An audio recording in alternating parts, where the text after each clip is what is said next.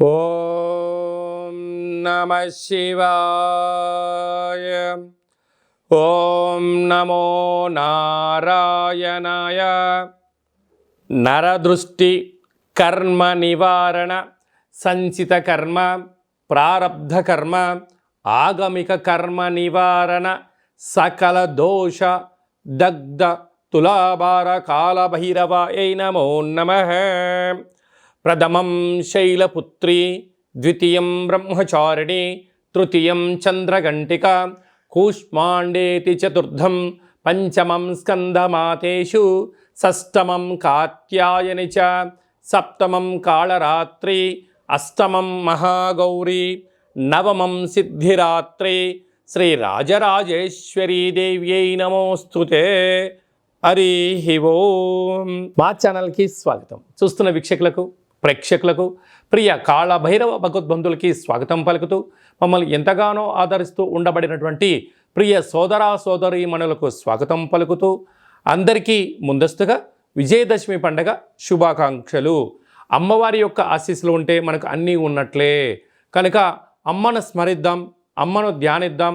ప్రకృతితో మమేకమైనటువంటి అమ్మవారిని శాకాంబరి స్వరూపంలో పూజ చేసుకుందాం. జీవనాన్ని అద్భుతమైన ఆనందకరమైన జీవితానికి స్వాగతం పలుకుదాం. 1వ తారీఖు 10వ నెల 2024 నుండి 15/10/2024 వరకు పుట్టినటువంటి వారందరికీ కూడా ముందస్తుగా జన్మదిన శుభాకాంక్షలు. గతంలో వివాహం చేసుకున్న వారికి వివాహ వార్షికోత్సవ శుభాకాంక్షలు. ద్వాదశ రాశుల్లో గ్రహ గమనాల్ని ఒకసారి వీక్షింపచేద్దాం. వృషభ రాశిలో దేవగురు బృహస్పతి సంచార స్థితి, విశేషంగా మిథున రాశిలో కుజ భగవానుడు సంచార స్థితి, కన్య రాశిలో రవి బుధ కేతు సంచార స్థితి. 3 గ్రహాలు కలిపి బుధాదిత్య రాజయోగం చేత కన్యరాశిలో సంచార స్థితి. తులారాశిలో శుక్ర భగవానుడు స్వక్షేత్ర సంచార స్థితి. కుంభరాశిలో శని భగవానుడు స్వక్షేత్ర తిరోగమన సంచార స్థితి. మీనరాశిలో రాహు సంచార స్థితితో ద్వాదశ రాశుల్లో గ్రహ గమనాలు ఈ విధంగా ఉన్నాయి. మేషరాశి వారు మహాలయాల అమావాస్య సందర్భంగా స్వయం పాకంతో పాటి మనం ఆచరిస్తున్న విధి విధానాలతో పాటి ఎలాంటి కార్యక్రమాలు చేయడం వలన పితృదేవతల యొక్క ఆశీస్సులు కలిగి వారు అద్భుతమైన జీవితం పొందుతారో ఈ వీడియోలో సవివరంగా సంపూర్ణంగా తెలుసుకుందాం. మేషరాశిలో ఏ నక్షత్రాలు వస్తాయనగా అశ్విని నక్షత్రంలోని 1, 2, 3, 4 పాదాలు, భరణి నక్షత్రంలోని 1, 2, 3, 4 పాదాలు, కృతికా నక్షత్రంలో 1 పాదం కలిపితే మేషరాశి అవడం జరుగుతుంది. చాలామందికి పుట్టినటువంటి కాల సమయంలో డేటా బర్తులు లేనటువంటి కారణం వలన పేరు యొక్క మొదటి అక్షరాన్ని అనుసరిస్తూ ఆ రాశిని తెలుసుకునే ప్రయత్నం చేద్దాం. చూ, చే, చో, లా, లీ, లు, లే, లో, ఆ అక్షరాల వారందరూ మేషరాశి జాతకులే. మేషరాశి యొక్క అధిపతి కుజ భగవానుడు కనుక ఈ మహాలయాల అమావాస్య అందులో బుధవారం రోజు రావడము, విశేషమైనటువంటి ఉత్తరా నక్షత్రము హస్తా నక్షత్రంలో రావడం వలన వీళ్ళ శక్తి అంటే ఎవరి యొక్క శక్త్యానుసారం మేరు ప్రకారంగా వాటితో పాటి తెలుపు వస్త్రాలను కానీ, గోధుమ రంగుతో కూడుకున్నటువంటి అంటే గోధుమలతో కూడుకున్నటువంటి చక్కెర పొంగలిని కానీ అలాంటి పదార్థాలను స్వయం పాకంలో దానం చేయడం, సాధువులకు సంతువులకు ఏర్పాటు చేయడం, అలాగనే కాకులకు వారి పితృదేవతలను పూజ చేసి ఈ పదార్థాలను పెట్టగలిగినట్లయితే వారికి సర్వత్రా గృహయోగము, మనశ్శాంతి, ఐశ్వర్యము, రాజకీయ యోగము మేషరాశి వారి సొంతమయ్యే అవకాశాలు చాలా అధికంగా ఉన్నాయి.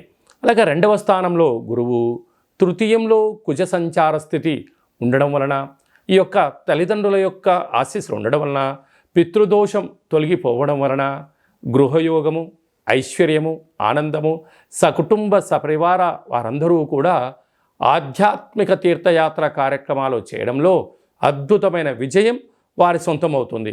6వ స్థానంలో బుధాదిత్య రాజయోగం కారణం వలన ప్రభుత్వం నుంచి రావాల్సినటువంటి పెన్షన్స్ కానీ, రుణాలు కానీ, అంటే రాయితీలు కానీ, పత్రాలు కానీ, ప్రభుత్వ ఉద్యోగ ప్రయత్నం చేసే వారికి ఇది చాలా మంచి కాలము. కాకపోతే సమయస్ఫూర్తిగా మెలగగలిగితే భవిష్యత్ అంతా మీ యొక్క చేతుల్లో ఉందని చెప్పి గమనించాలి. లాభస్థానంలో శని భగవానుడు సంచారము చేయడం వలన అన్నింటా విజయం, శుభం, గృహము, వాహనాలు, బంగారు ఆభరణాలు, క్రయ విక్రయాలు యోగదాయకం మీ సొంతం అని చెప్పి గమనించాలి. వ్యయంలో రాహు సంచార స్థితి ఉండడం వలన విశేషమైనటువంటి కొందరు శత్రువులు పొంచి ఉన్నారు. బంధువులు కదా అని, మిత్రులు కదా, స్నేహితులు కదా అని చెప్పి అప్పులు తీసుకోవడం, ఇవ్వకపోగా మిమ్మల్ని పోలీస్ స్టేషన్లు, కోర్టు మెట్లెక్కించడం, సతాయించడం, బంధువుల చేత వెలయబడ్డ పరిస్థితి కూడా తీసుకొచ్చే పరిస్థితి ఉంటుంది.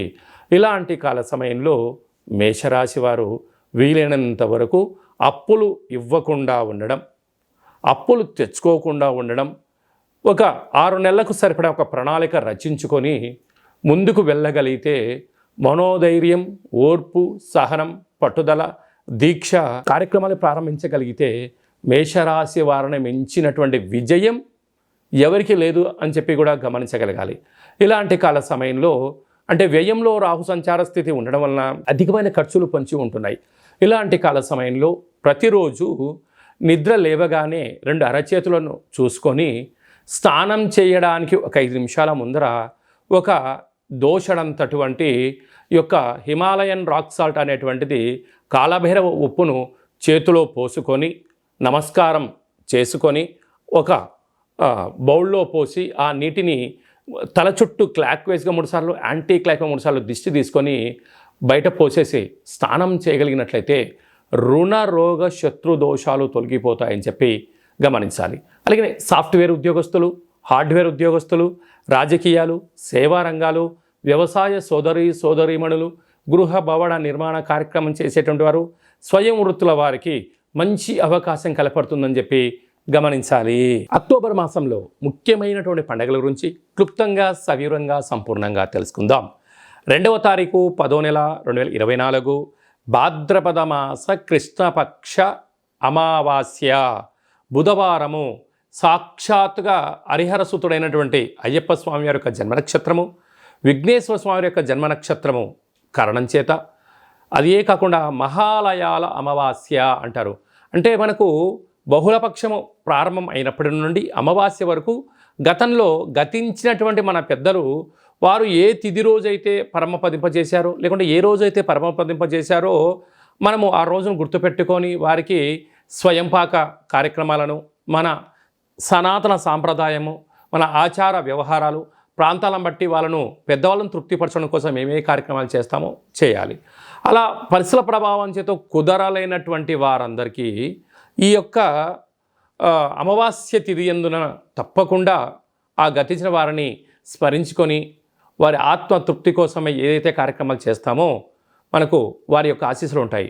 అలాగనే బ్రాహ్మణుడికి కానీ స్వయంపాకం దానం ఇవ్వడము, గోమాతకు పచ్చడి గడ్డిని, తౌడు లాంటివి ఏర్పాటు చేయడము, పక్షులకు అనగా కాకులకు ప్రత్యేకంగా అన్నం వండి వాళ్ళ పేరు మీద ఏర్పాటు చేయడము, బీదలకు ఆహారాన్ని ఏర్పాటు చేయడము, శునకపు మహారాజులకు అనగా కుక్కలకు దానం చేయడం వలన గతించిన వారు ఆ రూపంలో వచ్చి వారు స్వీకరించి మనల్ని ఆశీర్వదించి వెళ్తారు అనేటువంటిది సనాతన ధర్మం చెప్తుంది. కనుక మనం అందరము కూడా గతించిన వారిని స్మరిద్దాం, వారి యొక్క ఆశీస్సులు పొందుదాం.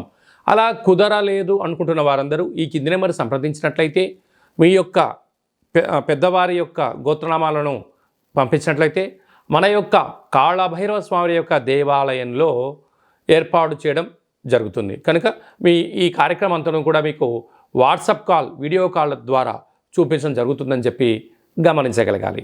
ఇంకొంచెం శక్తి కలిగింది కాశీలో ఏర్పాటు చేయడం, ఇంకొంచెం వెసులుబాటు కలిగింది మనకు గోకర్ణ క్షేత్రంలో మహాదేవుడి యొక్క ఆత్మ శివలింగం అక్కడ ఉంటుంది. కనుక అక్కడ చేసుకోవడం వలన కూడా వారి యొక్క ఆశీస్సులు ఉంటాయని చెప్పి గమనించాలి. అలాగే ఈ సంవత్సరం మనము గోకర్ణ క్షేత్రంలో ఇలాంటి కార్యక్రమాలు ఏర్పాటు చేస్తున్నాం. ఆసక్తి గలవారు ఈ కిందను సంప్రదించి గోకర్ణ క్షేత్రంలో స్వామివారి యొక్క ఆశీస్సులు పొందే ప్రయత్నం చేద్దాం. శివుడి యొక్క ఆశీస్సులు అంటే కైలాసం నుంచి తీసుకొచ్చినట్టు మహాలింగం అక్కడ ఉంది కనుక వారి అందరినీ కూడా శివైక్యం చెందిన వారందరినీ కూడా ఆ పరమేశ్వరుడి యొక్క ఆశీస్సుల కోసమే ప్రయత్నం చేద్దామని చెప్పి గమనించాలి. అలాగనే ఆశ్వీజ మాసం అంతను కూడా అంటే మనకు 2వ తారీఖు అమావాస్య అయిపోయింది.